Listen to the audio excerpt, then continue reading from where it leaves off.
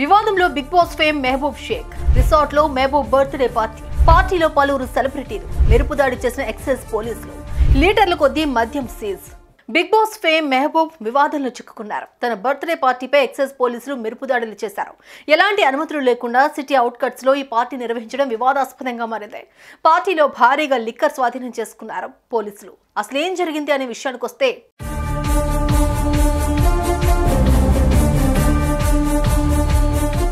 July 29న Bigg boss fame Mehboob Shaikh birthday.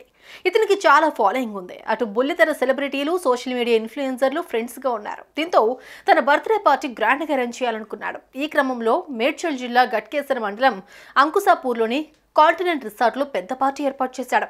ఈ పార్టీకి బుల్లితెర సెలబ్రిటీలు, బిగ్ బాస్ ఫేమ్ ఆర్టిస్టులు కూడా వచ్చారు.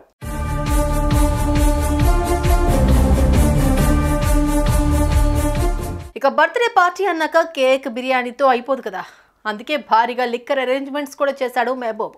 ఈ విషయం కాస్త ఎక్సైజ్ పోలీసులకు తెలియడంతో ఎలాంటి అనుమతులు లేకుండా లిక్కర్ పార్టీ ఎలా నిర్వహిస్తారంటూ మెరుపుదాడులు చేశారు. అప్పటికే పలువురు సెలబ్రిటీలు వెళ్లిపోగా మరికొద్ది మంది ఉన్నారు. వారంతా రిసార్ట్లో ఎంజాయ్ చేస్తున్న సమయంలో పోలీసులు రావడంతో షాక్ అయ్యారు.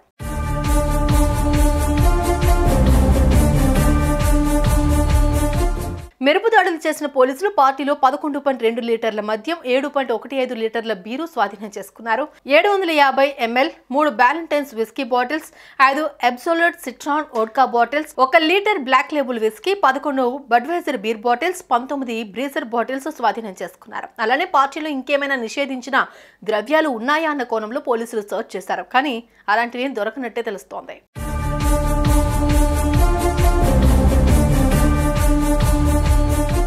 కాగా అనుమతి లేకుండా పార్టీ నిర్వహించడంపై party organiser Subhan Ali, resort manager Sudheer Kumar పై కేసు నమోదు చేశారు. పార్టీ మెహబూబ్ కావడంతో అతనిపై కూడా కేసు నమోదు చేసినట్లు తెలుస్తోంది. ఇందుకు సంబంధించిన ఫోటోలు ఇప్పుడు వైరల్ గా మారడంతో విషయం బయటకు వచ్చింది.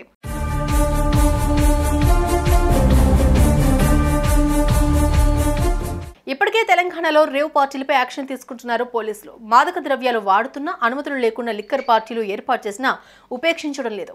ఎంత పెద్దవారి ఇన్వాల్వ్మెంట్ ఉన్నా కానీ ఊరుకునే పరిస్థితి లేదని చెబుతున్నారు.